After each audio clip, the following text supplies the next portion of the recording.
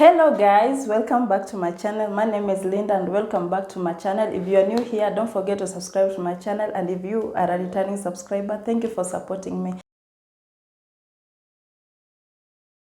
This is a story which happened to a girl or a woman by the name Bobby Jo Stinnett. Have you ever heard of her? Bobby Jo Stinnett was born in Graham, Missouri, and her mother or her family described her as a person who was very quiet but very lovable, very kind to people. Actually, they say that she was extra kind to her family and to friends. And she graduated from Nodaway Holt High School, and she got married to her high school sweetheart who went by the name Zeb, and both of them lived in a farm area or a farmhouse in a place in the same Missouri, a place that went by the name Skidmore. And it is said that Skidmore was a very, very small place, a place that had, in those times that this story happened, it had a population of 250 people. So it was a very, very small place. Everybody knew everyone. And at 23 years old, Bobby Jo Stinnett got pregnant. And before she got pregnant, she actually worked in a place called Kawasaki manufacturing plant in a nearby town, a town that went by the name Maryville. And they also owned a dog farm that they called Happy Heaven Farm. Yes, they had a dog breeding farm, and it's like they were selling people puppies and all that. You know, it is said that they really loved dogs and horses. So on 15th of December of 2004, it is said that Bobby Jo Stinnett was in this charter room that really involved a lot of dog activities, people communicating. It was just like when you enter into a WhatsApp group that is you are in love of something. So these people were in this group that they referred to as Rata Chatter, and it is said that it is a group that had people that loved dogs. That was the main reason why this group was formed, or this chatter room was formed, and they used to chat there. So on 15th of December of 2004, a woman by the name of Darlene Fisher contacted Bobby Jo Stinnett, asking if she could buy a dog from her or a puppy from her, and she wanted a terrier dog, guys. So a terrier dog is a dog that really, it's not a dog that maybe is for security purposes or something. It is a dog that deals with the vermin, and by vermin I mean it is a dog that deals with rodents, things like those. So they communicated with Bobby Jo Stinnett, and Bobby Jo Stinnett gave this woman, who went by the name of Darlene Fisher, she gave her address, and they were supposed to meet on 16th of December 2004, which was the next day. Remember, I told you they met on 15th. So on 16th, they were supposed to meet, and she was going to purchase the dog. So on 16th, the mother to Bobby Jo Stinnett, who went by the name Becky, came to visit Bobby Jo. When she came to her house, she found Bobby Jo Stinnett, let me just say Bobby, lying in the floor of her dining hall in a pool of her own blood, guys. She was bleeding, and her stomach was cut open, and apparently the baby was missing. So the mother called the police immediately, and they came to kind of investigate what was happening there. And when they reached that place, the mother was he was hysterically crying, and she explained the crime scene as if the stomach of Bobby Jo Stinnett was actually had busted, because it was wide open, and the blood, everything. You can imagine the scenario where somebody just cut her tummy open, and nobody was there to be seen to kind of say what was happening. Even the husband, who went by the name Zeb, we never really heard about him on this scenario. So when she was rushed to the hospital in Maryville, remember I told you she also worked in Maryville. So she was taken to Maryville Hospital, and they tried to resuscitate her, but Bobby Jo Stinnett died there, and that is now the time people started now digesting the fact that she was pregnant and all these things. And I remember I told you Skidmore is a very small place, so this story went viral. So when this story went round that Bobby Jo Stinnett had died, the baby was missing and all this, so even the group, the charter group, remember that I told you, when this story reached there, they started now talking, and they came to realize that actually Bobby Jo Stinnett and Darlene Fisher never met in this group. They had met previously in April of the same year, which was 2004, in an event that involved dogs, because both of them, remember, these are a common group of people that were really intrigued or were really in love with dogs. So they met on April the same year, which was 2004, and Bobby Jo Stinnett had told Darlene Fisher that she was pregnant, and Bobby Jo Stinnett also told her that she was pregnant. So these two ladies, or these two women, started having a very close relationship. Remember, even in my previous story that I told you that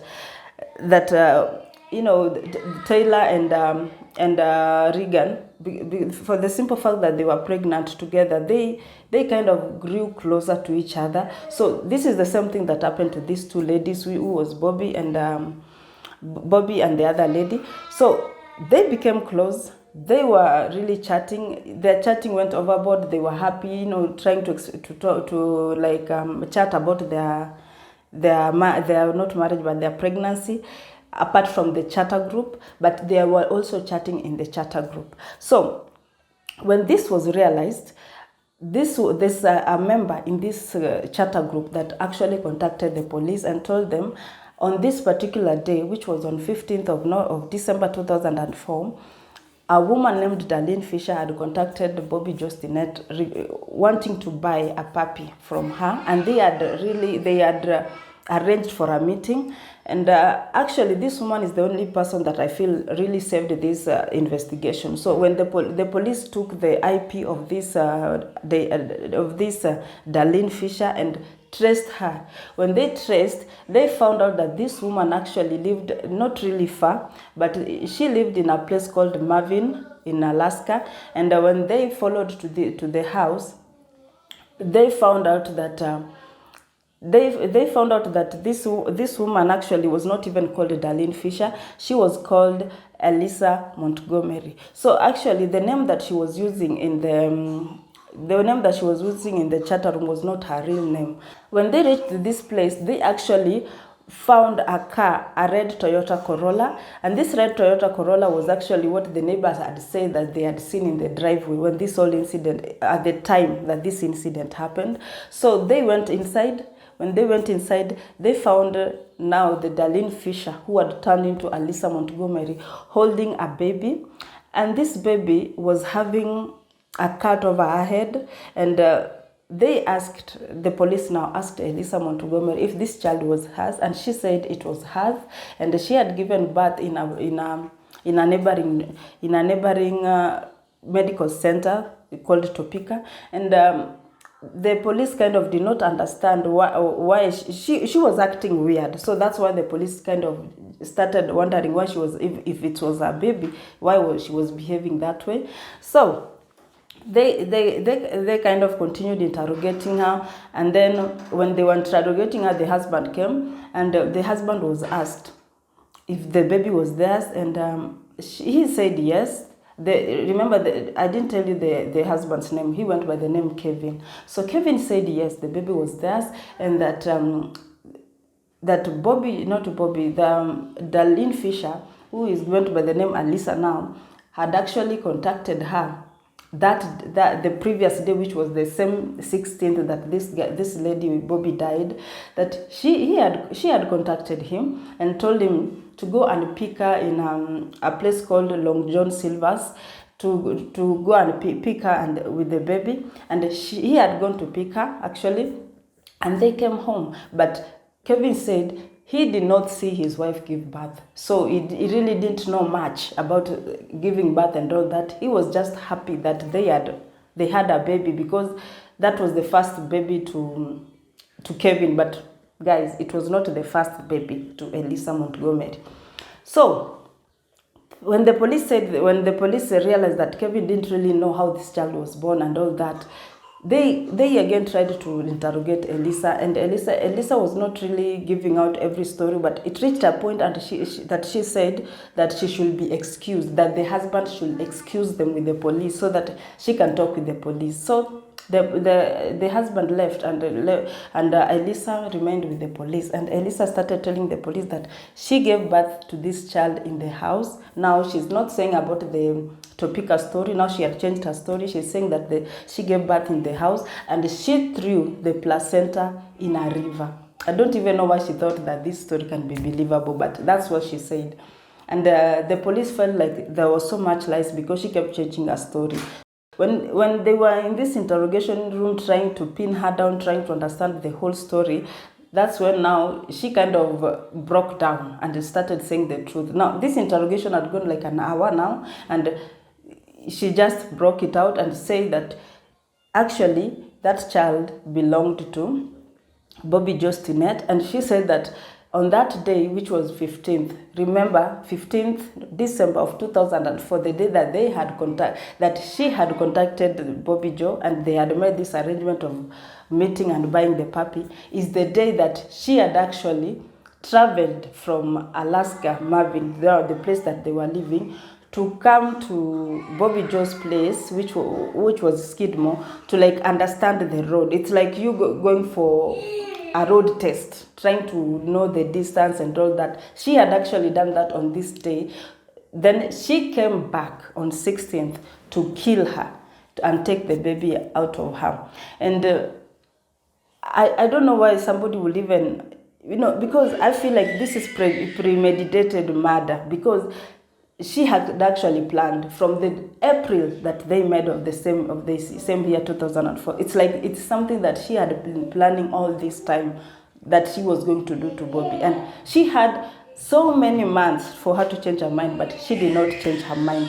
So Bobby Jo Stinnett died, and the baby now, actually the baby who was now with Elisa had given her a different name, which went by the name Abigail. But now when the police realized it was not her baby, they took the baby, took her to hospital. She was checked. She was okay. She was taken back to Zeb, who was now the husband to Bobby. And the baby was renamed to Victoria Jo because Elisa had named her Abigail. Like you are naming somebody's child. I mean, I don't know. So that is the story of the way it happened. So let me give you a small story on how Elisa came to do this. I'm not saying that she did the right thing, but I'm trying to tell you to make you understand where this Elisa Montgomery is coming from. So Elisa Montgomery, apparently, she had a hard childhood.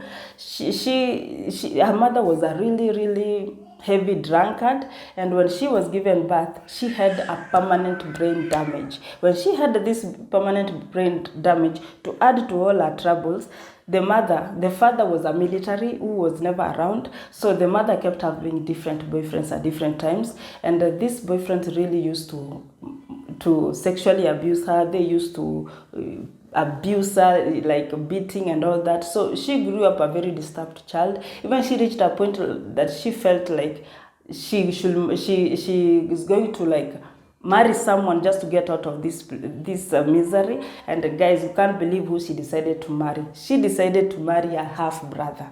A lot happened. According to her, she thought that she was going to change her story, but the story got worse. She was still sexually abused. She was still hurt. She was still, a lot of things was happening in her marriage. And now when now they are married, they gave birth to 4 kids. Now the last born of these 4 kids is the one that brought problems, and it led to Lisa Montgomery going through. Her tubes were tied. Yeah, her tubes were tied, and now she could not give birth. And they divorced with this half brother who went by the name Carl. So they, when they divorced, she now found another love who was now Kevin, and Kevin never knew that Elisa's tubes were actually tied. So for him, he was expecting a kid, and Elisa felt what can I say, the pressure of delivering a child to this man, because she felt like she was, I don't know, I think she felt like she was, only a child could prove that she's a woman, or I don't know what it could prove to their marriage, but she wanted a child to save this marriage. And when all this was happening, when Kevin is expecting a child, Elisa kept telling Kevin so many times that she's pregnant, but sometimes she could say, oh, the child went through a problem and I miscarried, oh, I aborted. So many stories, because so many times she lied that she was pregnant. So that last time that she said she was pregnant is the time that she planned to take Bobby Jo Stinnett's child. And sometimes I feel like she was going through so much. She was trying to prove something to people. And guys, I don't know, but I feel sorry for her, because she got punished. She was actually executed because of the Bobby Jo Stinnett story. And I feel like she was punished for whatever she did, but the people who hurt her were never punished. So for me, it was a mixed feeling. But guys, I feel like at the end of the day is how we raise our children, because if Elisa was really raised in a good environment, she could not have ended up to this evil person. I hope you liked my story. I hope you subscribe, you share, you do anything you have to do to just promote my channel. Thank you, people. Thank you for being here. Mwah.